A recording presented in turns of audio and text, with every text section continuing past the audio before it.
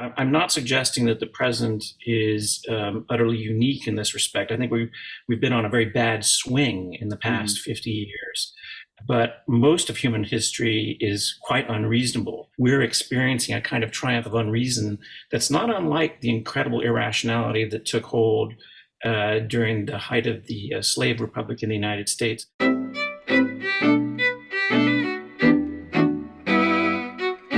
This is In Conversation with Frank Schaeffer, and I am Frank Schaeffer, and my guest is philosopher and author Matthew Stewart. And Matthew has written many books. He's got a new one actually coming out in a little while. What's the new book? It's going to be out soon. I forget. It's the Emancipation of the Mind, but when's it come out? The publication date is March 26th, so 2 weeks. Good. Well, we'll have to have you back on to talk about that and let people know about it. Might want to wait and see how this goes. We are people of great faith here. We're not going to. So let me cut to the chase here and say that you've written a book that has been out for a while, and I got into your work via an article that came out in The Atlantic a few years ago, and then just read this book again to make plenty of notes to be able to talk intelligently about it with you today.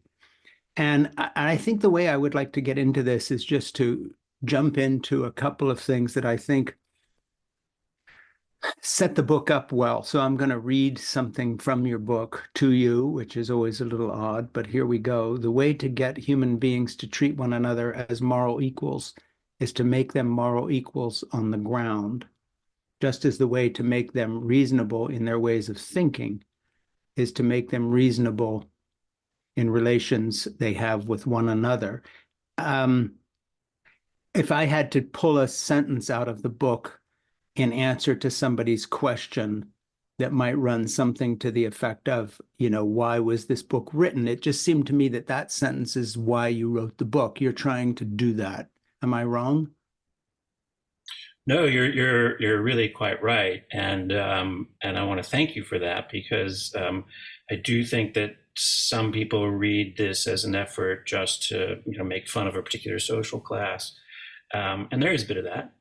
But the deeper interest that I have is to say something about human history, and say something about reason and how important our thinking is for what happens in society. And I think those sentences you mentioned, that's what those get to.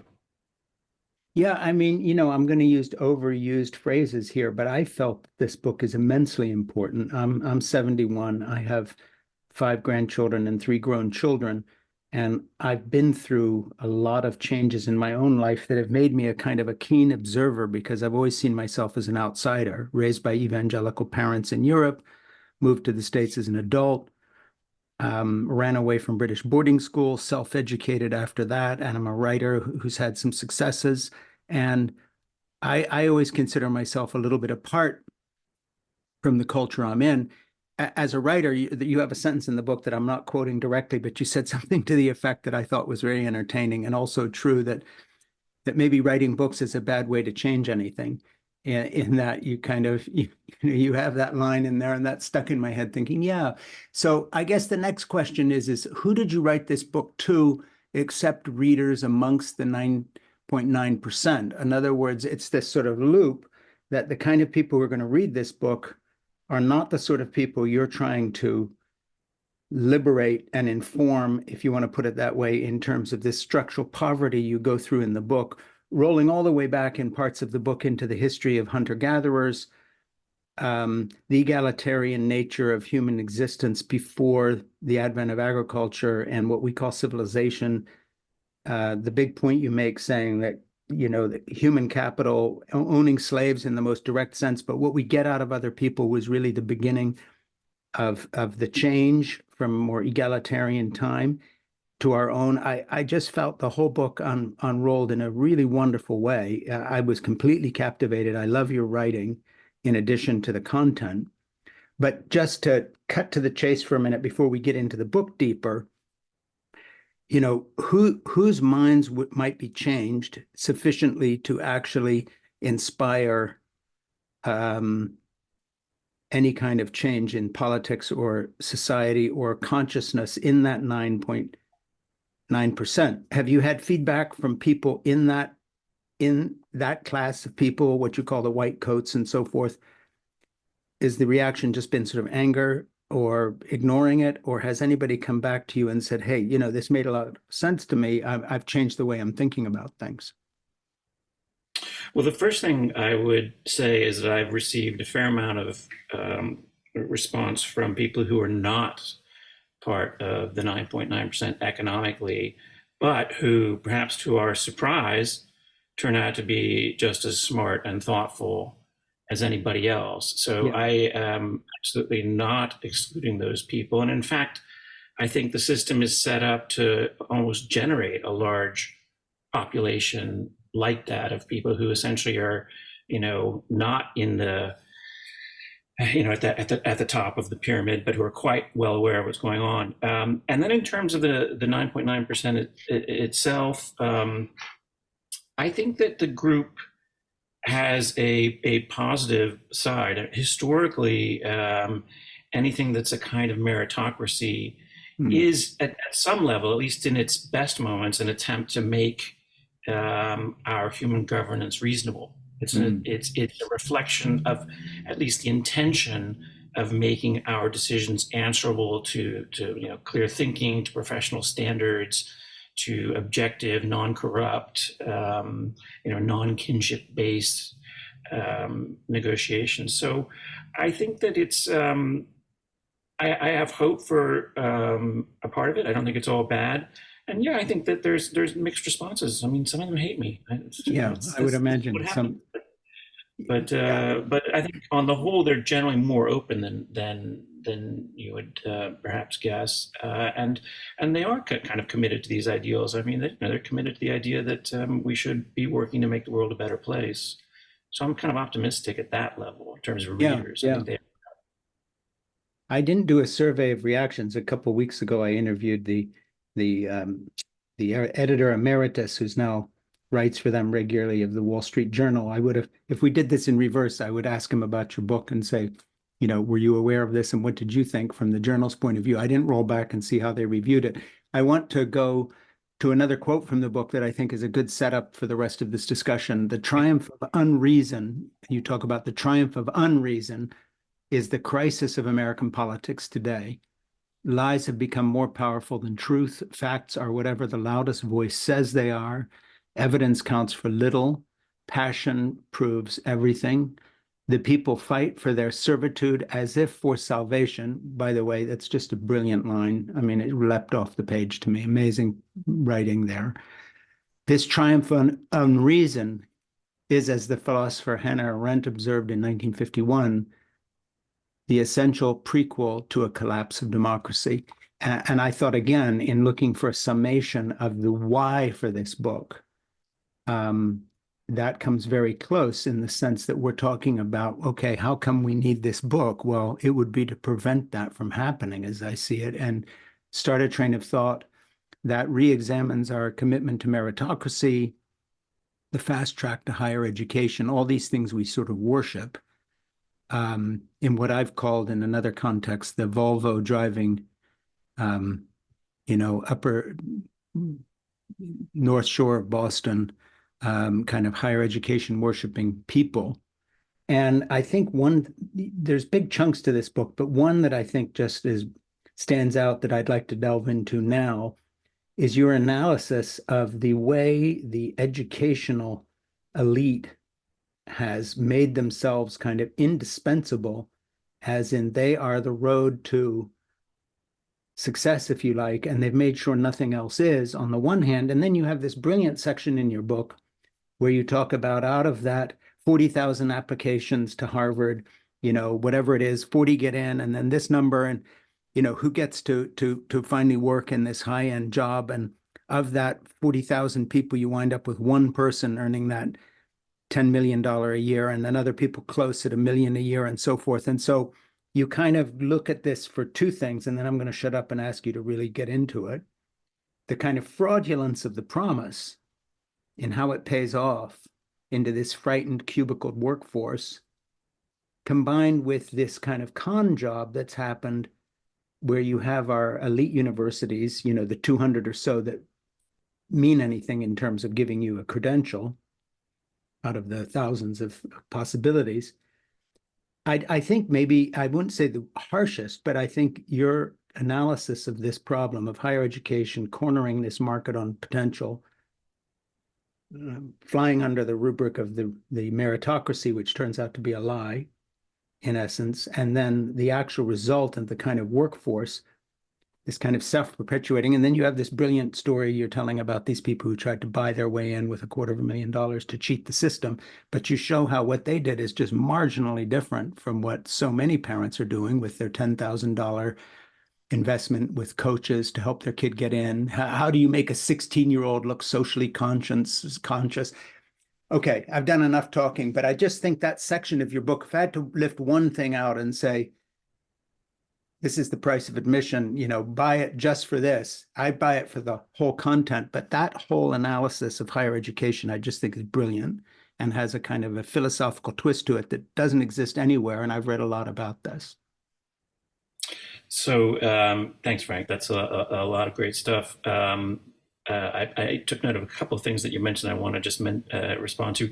The Wall Street Journal did actually review this book, and they reviewed some of my previous books. And what they do is they assign, I think, one of what I'd call one of their sort of pack hunter dogs who doesn't actually read books, but just kind of looks at the cover, figures out that it's the enemy, and then writes a kind of polemic intended to take it down. I find that kind of validating in a certain way because it tells me that the 0.1%, as it were, sees this as a threat. So I think that's interesting.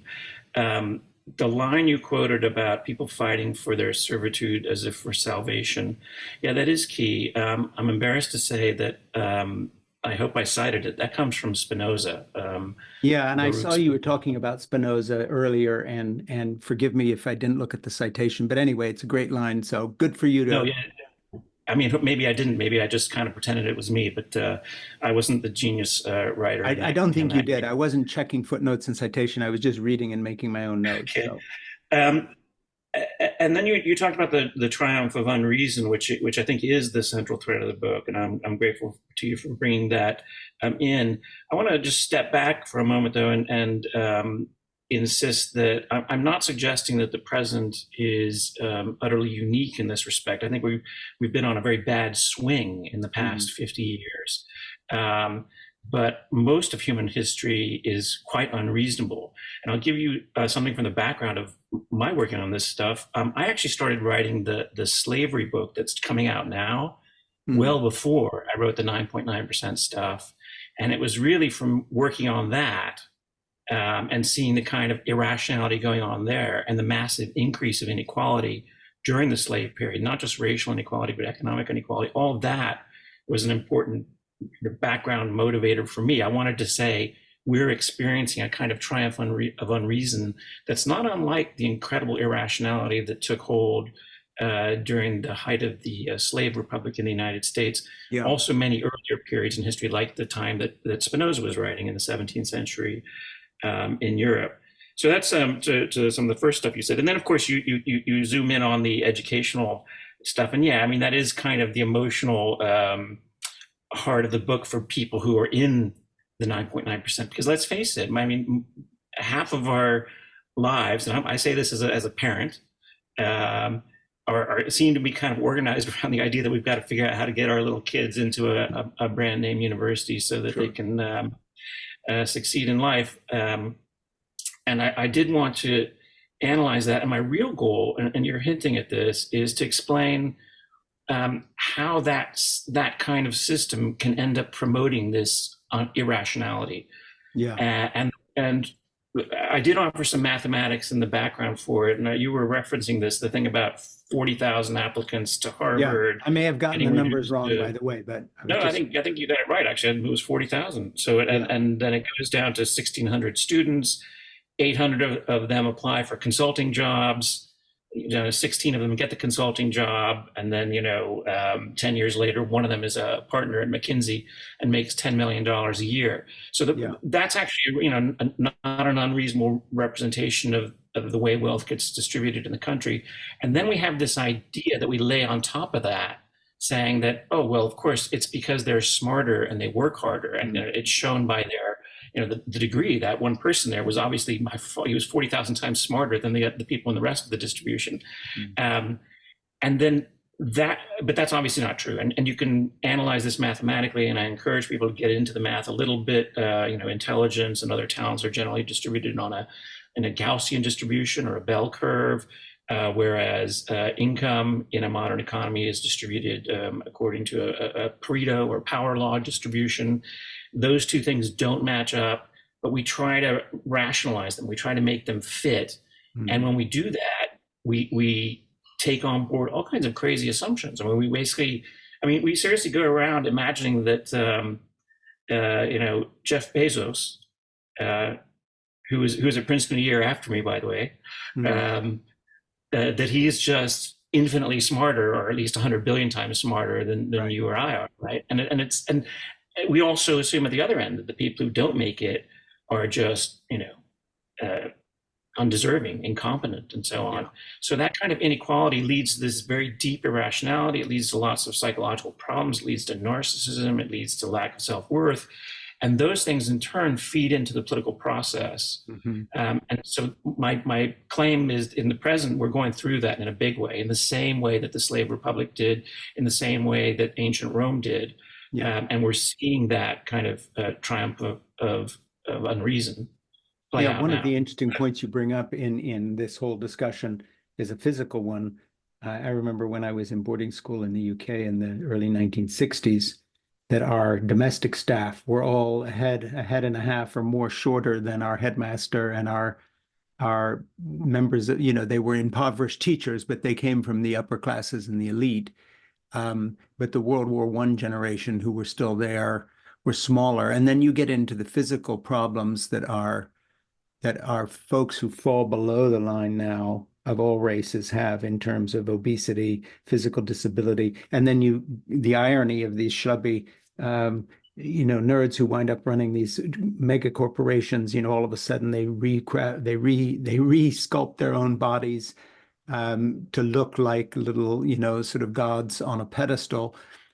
I like that. And let's go there for a minute. Just talk about the fact that, yes, you're a philosopher and there are a lot of ideas in this book, but these are physical realities of a declining population in terms of how long we live, the difference in physical being, the Peloton advertisement that you talk about.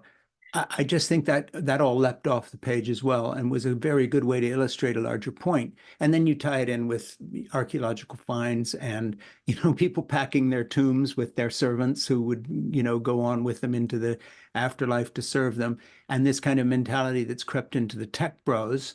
You talk about Elon Musk and others. I just think that whole argument that you make of physical changes, people's bodies, they die 10 years younger.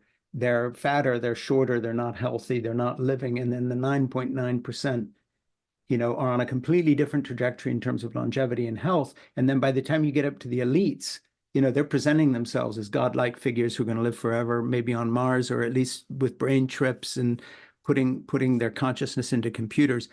Talk about that, because I think, again, that just came right out of the book. Okay, these are ideas, but these are ideas that are already translating into a physical reality that you can see with your eyes. And you have this wonderful thing where you say, if you just walk from this and this area in Washington, or this and this area in New York, the Upper East Side down to wherever, the species that you walk amongst in the lower class, you unashamedly use the word class, neighborhoods. We're getting back into the World War I era of the UK, where the aristocracy are a foot and a half taller and the working class are shorter. They had terrible diets. We're rolling back into that again. And I'd like you to talk about that kind of physical through line that you chart. Yeah, so it does start just walking around on the streets. It's the experience that I've had and that I know you've had. Mm, just see that there are health differences Hmm. in different groups.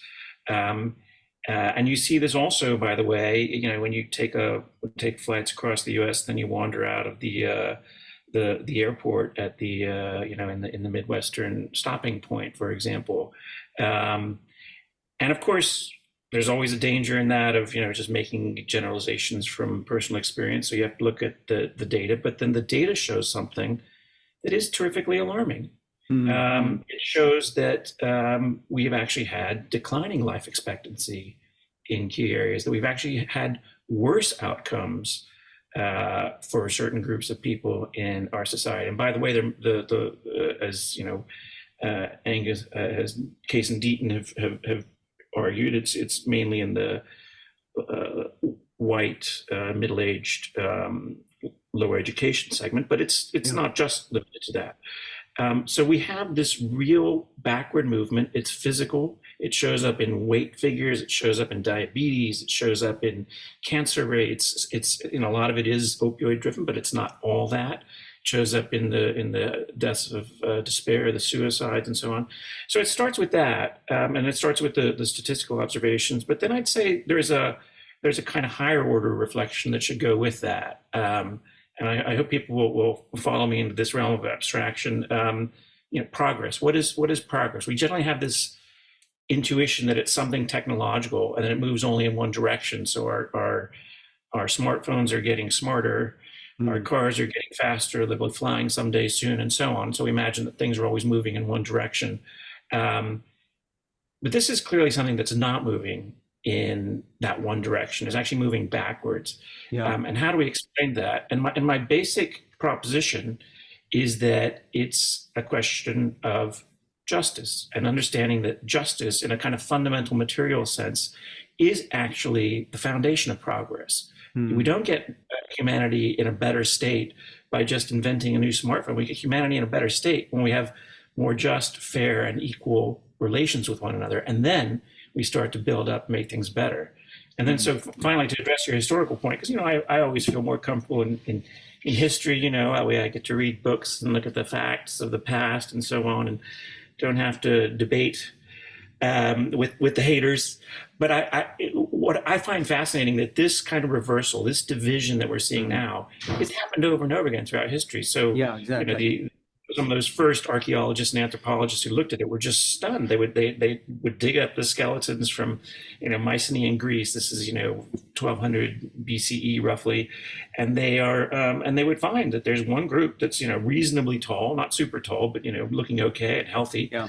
and then there's this other vast group that's looking gnarly and deformed. They represent the bulk of the population. And Hmm. it's because you have this massive inequality. And then you look at the sources, you read Homer, and you can see that they just think that this is perfectly natural. This is Sure. just nature. Of course, nature creates short, gnarly people and they end up poor, and it creates tall, beautiful people and they end up rich. But Hmm. that completely reverses the causality, completely eliminates, our basically our obligation to think about the justice of those relations. Yeah, and it's interesting because in your book you touch on something that I've read a little bit about, particularly in one of my favorite books that I always am talking about, which is The Old Way by Elizabeth Marshall Thomas, whose father founded Raytheon and took them for interesting reasons. Must have been an interesting guy. Took her at age 19 in 1952, I think, or 1953, to the Kalahari to live among the Sand People, the last sort of unmolested Bushmen that had never had exposure to anything. And her book is so interesting because her mother and she made notes, and they both found an unusual level of egalitarian life in this hunter-gatherer group. And then you kind of allude to that, saying if you go back a little further in terms of skeletal remains and so forth, you find that actually before agriculture and cities and so forth, the original old way did not have this built-in short people are poor and work and are slaves, and then the tall elite. It looked like we had a kind of a better past before we did certain things that became demarcation lines, and where owning people or getting the most out of them became the way of life. I don't know if you just want to talk about that a little bit. Yeah. So, I think you have to always qualify any of those sort of state of nature discussions with the idea that, hey, we don't really want to go back to the cave, and we're not idealizing or romanticizing, Sure. um, you know, life in prehistory or the paleo time period and so on. But it is, in fact, the case that the earlier archaeological remains justify the claim that there was a greater degree of equality. You don't find these massive differences Hmm. in the sort of physical or physiological character of the people, and they seem to have been healthier and all substantially taller.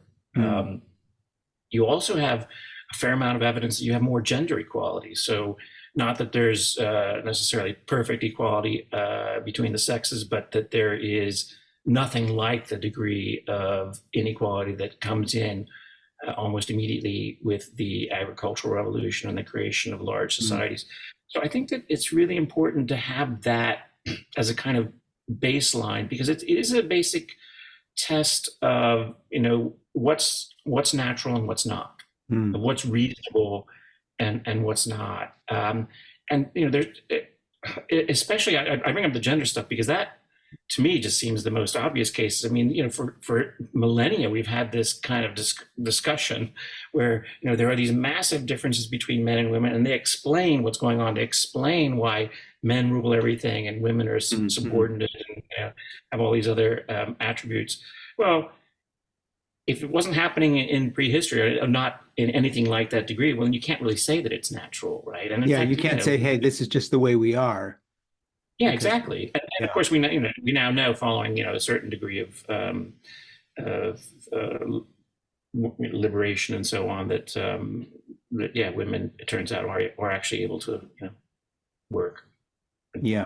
compete. I- well, and in the story that Elizabeth Marshall talks about, or Elizabeth Thomas talks about in her book, The Old Way, of her observations of this group in the Kalahari, um, who, by the way, according to studies that have been corroborated by other people, have had a continuous presence there until it was destroyed by the South Africans and the Germans.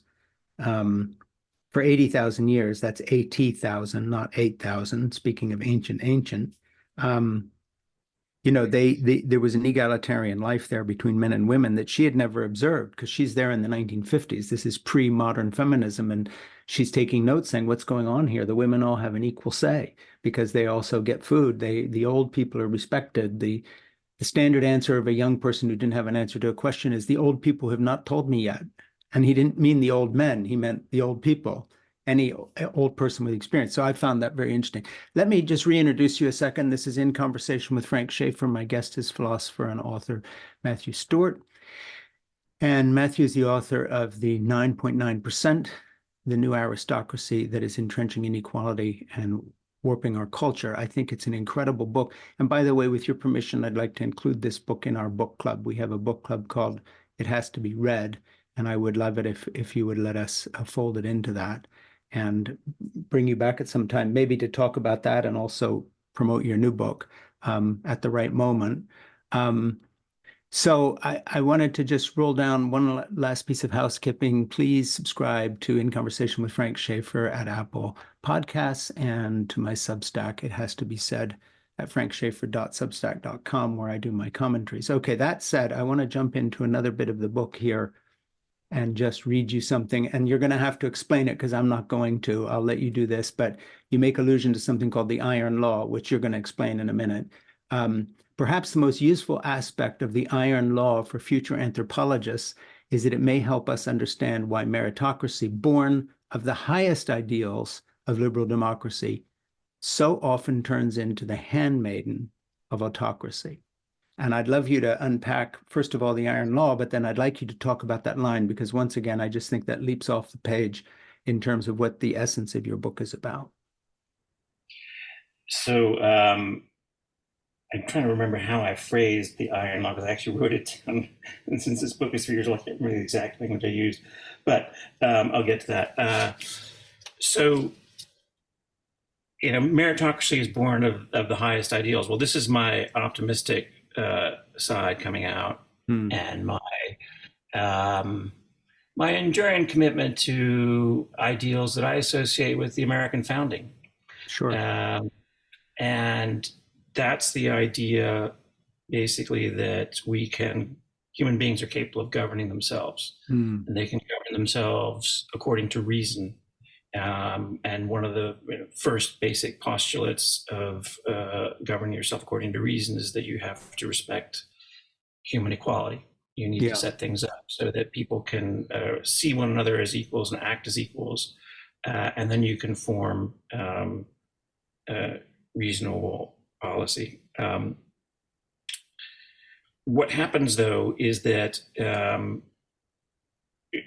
it's impossible to set up a rule of reason according to a fixed set of laws or rules. That's why when you govern yourself and you govern yourself according to reason, you set up institutions. You hope they'll last, but the point of those institutions is not to impose an unchanging law, but rather to constantly look at what's happening Mm. and get people to work together collectively to find solutions that work here and now. So you need to be able to revise the rules. What happens in um, as inequality takes hold, as rules get stuck in place and are not revised and end up concentrating wealth beyond what is reasonable, is that you essentially make people unreasonable.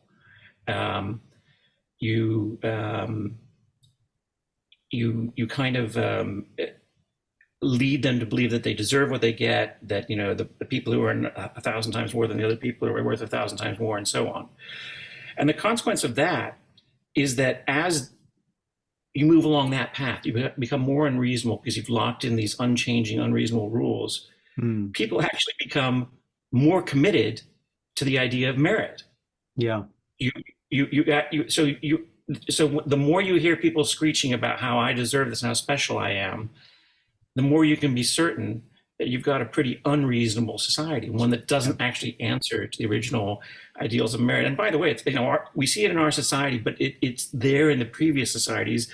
Just look at the way the Romans talked about just how great their emperors were, how great their leading senatorial families were. I mean, it's the same dynamic. We've managed to reproduce it in this really subtle way, in this way that we're pretending that we're not doing it, but everybody knows it's there, right?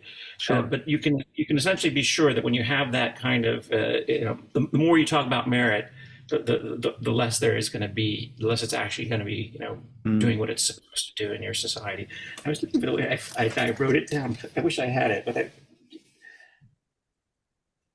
I mean, I also say things that human beings are not built to function in an unreasonable world. I mean, that's something I'll stick by, and that's more of a kind of biological argument. Yeah. Oh, here's what I said. The more that merit seems to matter, the less it actually explains. Yeah, that was the iron law, Yeah, right? I So remember that's that. what I That's think the of. iron law. Yeah.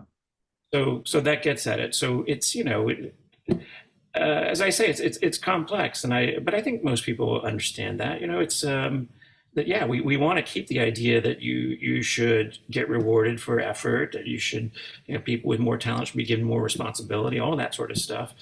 Um, but if you live in a world where you think that everybody's divided into 1,000 different buckets with huge differences, and we should sort of treat one another as radical unequals, well, then in fact, merit is explaining less. It's not explaining what's going on there. What's Yeah. explaining what's going on is the fact that your society is stuck with these unreasonable rules and people working to lock themselves in place. Yeah, one thing I appreciate about the book is that you, from time to time, you kind of take a deep dive into the historical context, which we kind of alluded to a little bit while talking about Elizabeth's Thomas's book. But I'll read something from you. You say, sometime after human beings domesticated plants and animals, they discovered step by step, most likely without much conscious awareness of the destination, how to reap a far more valuable harvest. Corn and cows were good to have, but human beings proved to be the richest crop of all.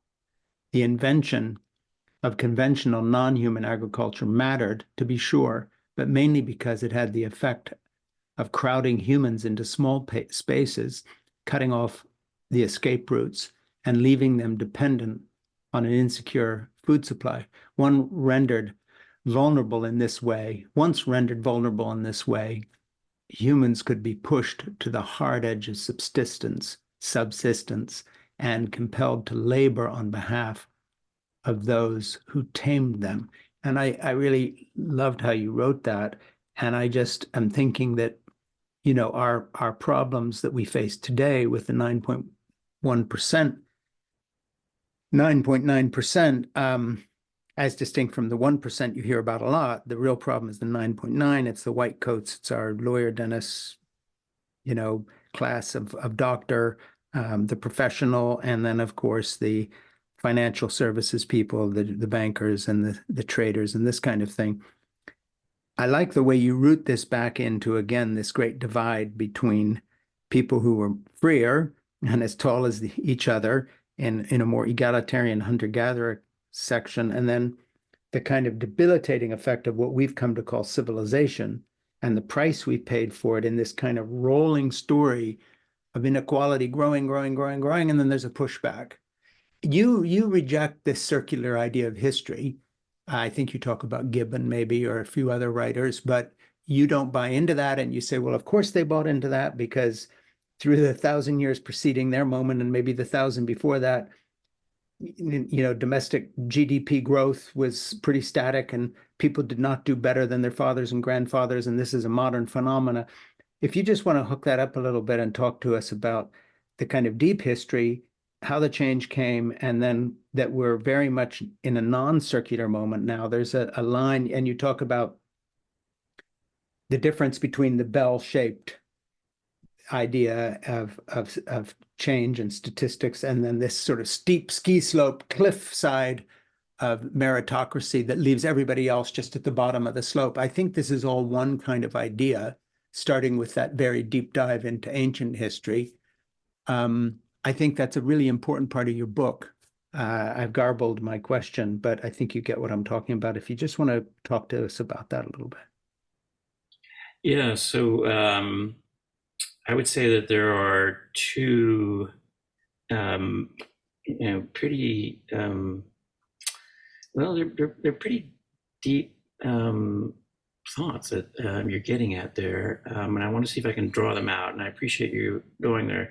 So I think one has to do with the extent to which you see conflict at the heart of human society. You can take a very, very dark view, says that it's all conflict, it's all just people, scrapping. You can take a very optimistic view, saying that it's, humans just love one another and we're just trying to figure out how to do it best. I take, I'm basically a dialectical type philosopher. I think they're both there. I think we've lost track, though, of the conflict side, and that's what I wanted to get out in that passage that you read. That's the dark side. That's kind of, if you want to invoke names from the history of philosophy, I would say that's my Rousseau side, because what it says is that the simple optimistic story that human beings just came together so they could build farms and have happiness together is not quite right. Yes, that might have been the very first impulse, but then there's a chain of events where humans figure out how to exploit one another, and that very deep, extractive, brutal conflict. I mean, it's just there. You just spend time reading history. It's a nasty place. A lot of what happens, I mean, is just so. But the very fact that we see it is shocking, right? The very fact that in Central Europe in the Middle Ages, you'd have human beings, hoarded into pens where they would be the ones who survived would be sold off as slaves, and the rest would be left to die like cattle. I mean, that kind of thing. It's there throughout history, and it gets at this fundamental point that not everything in society works for everybody. I mean, some things are really just basically some people screwing other people. So it's a really simple point in a way, but I think we forget about it when we talk about the modern economy, when we talk about, life in a modern democracy. We sort of imagine that, well, we're all working for, higher GDP and we'll figure out how to share it or something like that. And that, unfortunately, is not the way it works. And that's also the source of the health problems that we had talked about before. Then the other issue that you brought up, and I love the way you're bringing a lot of geometry in this, Frank. I mean, I think it's because I like thinking geometrically too. So Mm, lines and circles, right? So the ancient view of history was cyclical, yeah, and that was based on observation. Because in fact, for thousands of years, you would see empires rise and empires fall, and you would see, people get big, people get small, and there was no very little sense that it was going anywhere, other than hopefully maybe someday in an eschatological sense to heaven, yeah, right? But and in fact, in early modern Europe, the general perception was that we'd gone way down, right? Because Rome yeah, was just so much greater than we were. Um, so that was the view then. Then starting in the 19th century, you get a completely different view, which is the line, right? And it's the upward sloping line. And it's where we're just all getting better. I mean, and it shows up classically in those pictures of the chimpanzee sort of standing up slowly, and then walking out of the cave, and then suddenly walking around with a business suit and a briefcase. mm, So that's the kind of linear view of history. And I'm saying that they're both wrong. They're both clearly wrong. So we have had progress, in many things. So life is definitely better for most people now than it was 200 years ago, and it's better than it was in the Paleo era. Not by as much, yeah, interestingly, and that's a really important point. But it is better. So there's some improvement. Um, but what we need to explain is that huge gap in the middle. So you've got 8,000 years of civilization, mm, um, that are amazingly static. And when mm, you look at some of these Bronze Age empires, I'm talking about the Sumerians and the Assyrians and the ancient Egyptians, some of the early Chinese societies, the Indus Valley civilizations. Um, the idea that they are somehow more basic, more primitive than what shows up in the classical period of ancient Greece and Rome or in the medieval period just isn't true. yeah, Just isn't true. There's remarkable stasis. If you took somebody out of Assyria, 900 BCE, and you plop them down in medieval England in 1500, they'd actually probably think they'd gone backward in time. yeah, So that's what we need to explain. Why yeah. didn't things happen? And I want to suggest that it comes down to this kind of nexus of conflict, and unreason. So that's my story. Yeah, and it's a good one. Let me make a big jump here, just into a general subject and pick your brain for a minute. You talk about Jefferson and John Adams and others. I'm a big fan of Adams and Abigail. I like them both in our history. And, we're living in a moment now where we tend to cancel these folks because it was a slaveholding era. Jefferson, of course, is notorious, and he has whatever it is, 114 slaves, and he's getting a teenager pregnant, so forth and so on and so on. But a point that I've been making on commentaries recently is, and I guess I put it this way when it comes to the founding fathers, et cetera, is look, this is all we have, and their imperfections and their great sins and their evil, let's call it by its name, does not undo the fact that what they wrote down was often correct and a good idea. Our beef with them is they did not live according to this. But that does not take away from the ideas that have a direct line from um, the Renaissance, the Medici family, also very imperfect people, but nevertheless had the good sense to back Botticelli when he started painting humanist paintings, etc., up through the Enlightenment into our own era. None of these were good people. None of these lived according to what they held as great ideals. But that's what we've got. And if you like the idea of egalitarianism, if you like the idea of fairness, if you like the idea of the rule of law, we can't throw this Western inheritance away because of its imperfections. Um, that's something I believe very strongly. And I know it's not exactly what your book is about, but I would like to take a few minutes before we wrap up here to just talk to you about that temper of the times, especially with younger people who are ready to toss it over And my question to them is okay, then what is the alternative? Where would you rather be living? Not just geographically on Earth, would that be China, Saudi Arabia, Iran? Where would you want to be? Um, where they've had some level of perfection when it comes to consistency with their philosophy. Find me that place. But even in history, to the point you've just mentioned, the person who comes from Assyria into Edward III's Middle Ages, you'd rather be there, where his idea of chivalry was to burn villages and rape the women, and then have a dinner later for the guest knights he had conquered and be chivalrous to them. Show me the spot that was working great before you had Enlightenment and Renaissance ideas slowly making their way into our consciousness, which, by the way, your book is very much in line with that. You're still trying to work out how we can better ourselves along the lines of the Renaissance and the Enlightenment. You're in that. It seems to me, you as a public intellectual are in that tradition. So I'll shut up now, and I just want you to address this a little bit. Yeah, so let me start with the American history. And I'm just an alert. I think I'm going to end up doing a shameless pitch here for my book that's coming out in a couple of weeks. Good. We'll pitch it I think ourselves.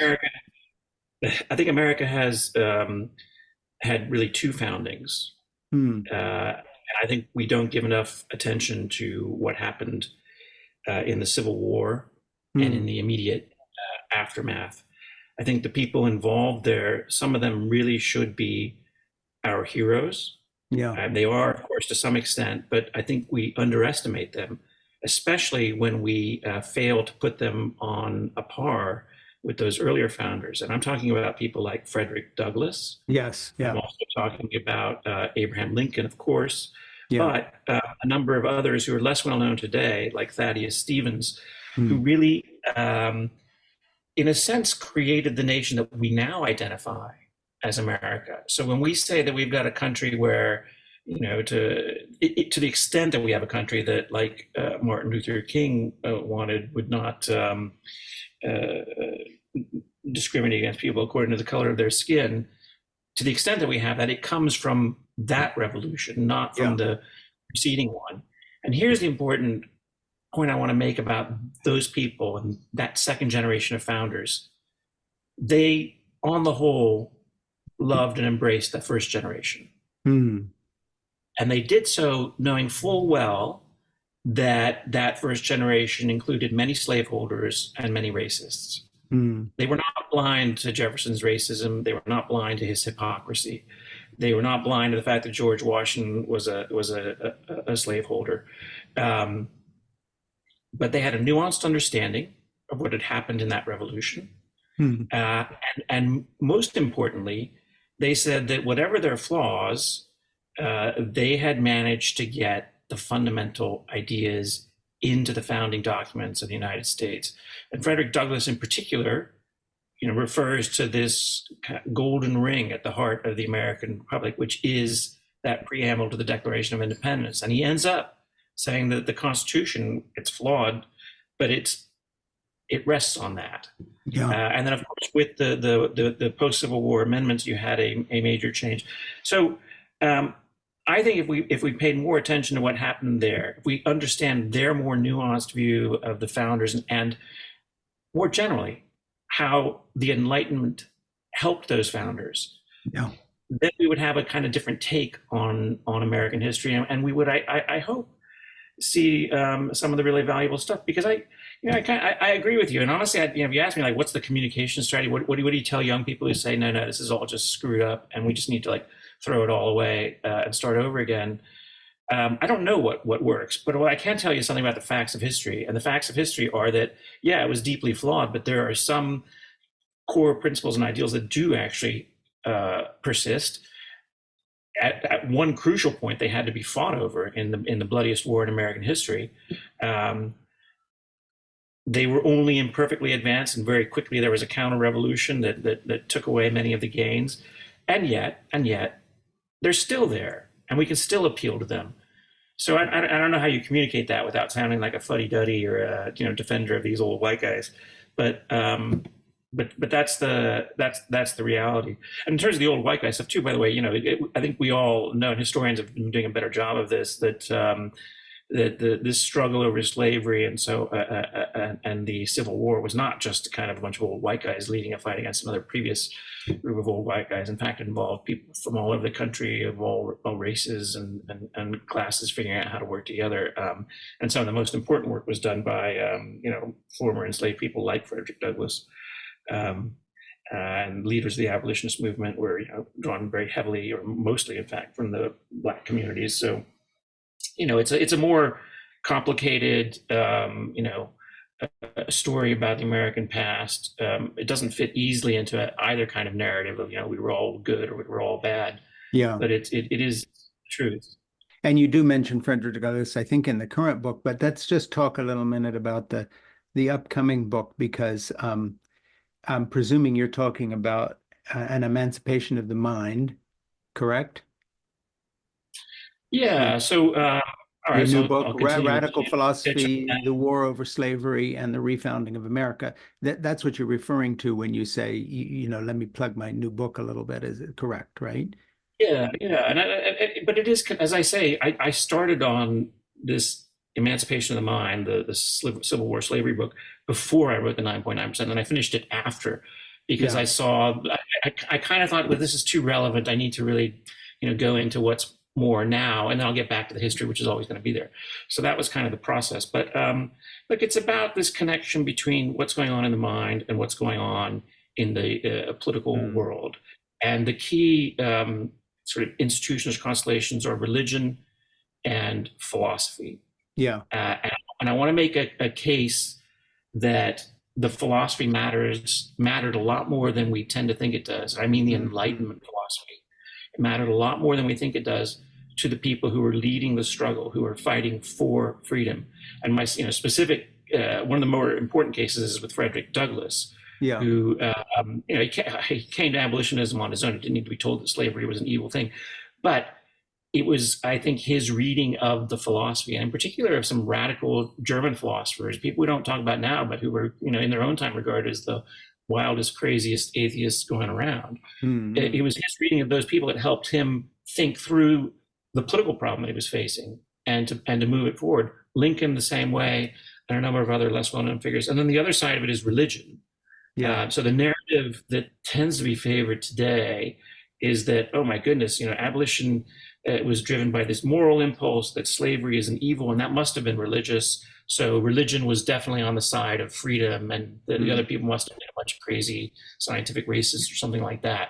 Well, that's just false, and I have to just kind of get rid of that false interpretation. Religion, it was complex, but over in terms of pieces, majorities, the majority, and I would say the overwhelming majority of religion in antebellum America was very much in support of slavery, and it very much worked to keep slavery in place.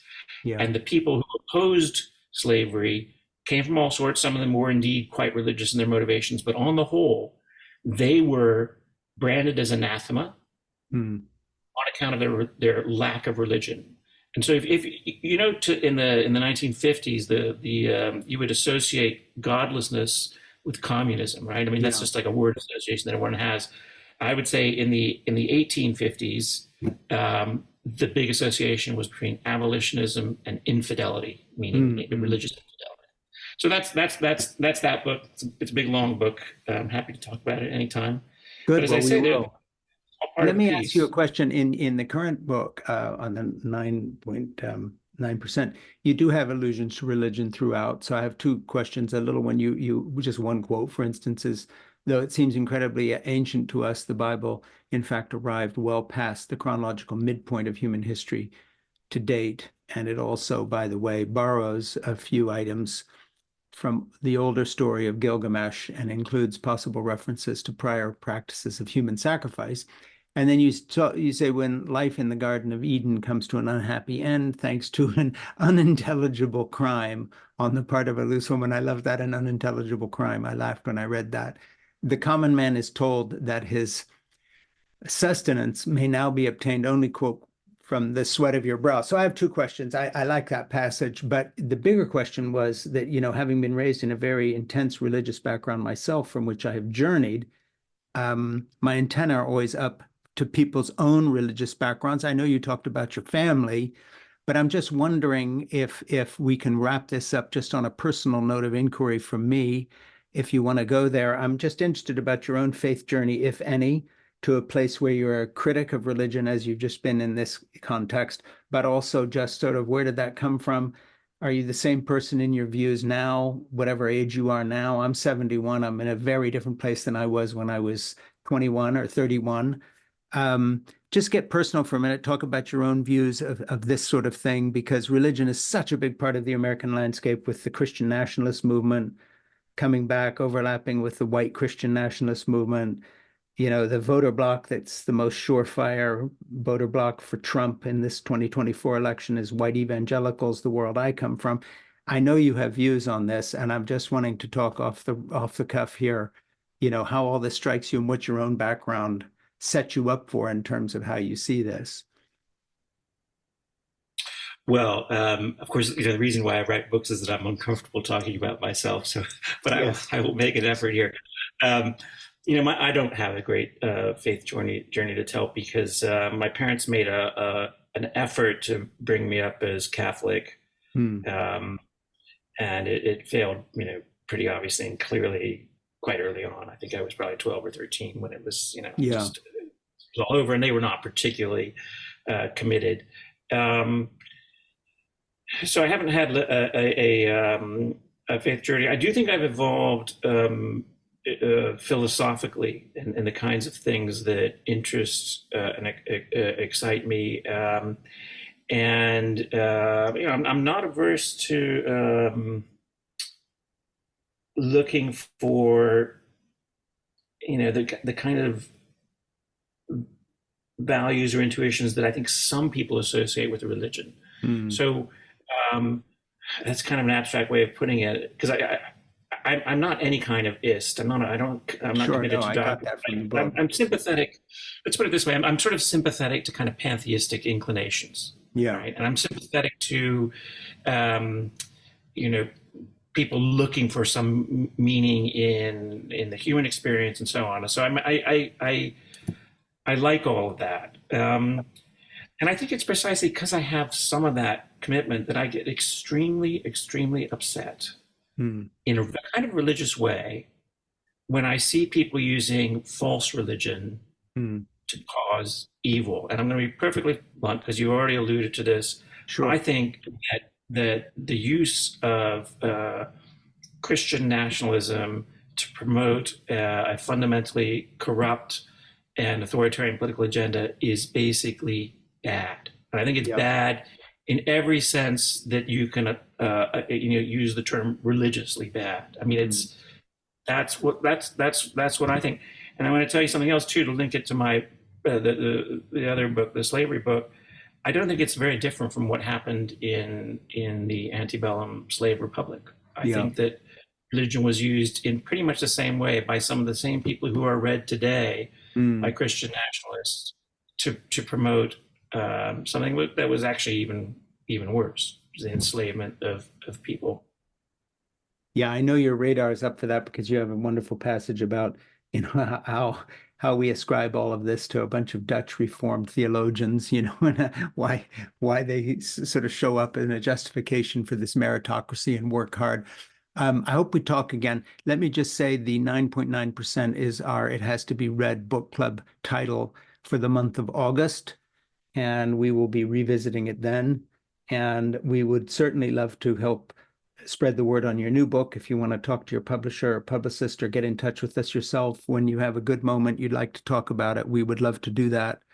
And I really look forward to reading it because I have so enjoyed the 9.9%. I just think it's a luminously, beautifully written book, but also exactly what we need to be thinking about right now. I mean, this is it. This is the big step for us in the future. So thank you for writing it. Please subscribe to In Conversation with Frank Schaeffer at Apple Podcasts, and my Substack is It Has to Be Said at frankschaeffer.substack.com. And I've been talking with, today my guest has been philosopher and author Matthew Stewart, and he has written a wonderful book, The 9.9%. it's worth the journey to give it a Michelin restaurant star guided rating. So, any last word here um, about something that you'd like to add, Matthew? It's been wonderful talking to you. No, I just want to thank you for including my book on your list, and I want to thank you for your very thoughtful questions. I mean, you clearly have read what I wrote and thought about it. I'm grateful for that. Well, I'll go back and re-review it for the Washington for the Wall Street Journal. See if they'll take a re-review from somebody who actually read it. How about that? Novel idea for book reviewers. That would be new for them. That would be new. Submit a guest essay. Say, hey, I'd like to take another look. Hey, thank you so much and all the best. Take care, and I hope we talk again. All right, that's great. Thanks. Speak soon. Bye.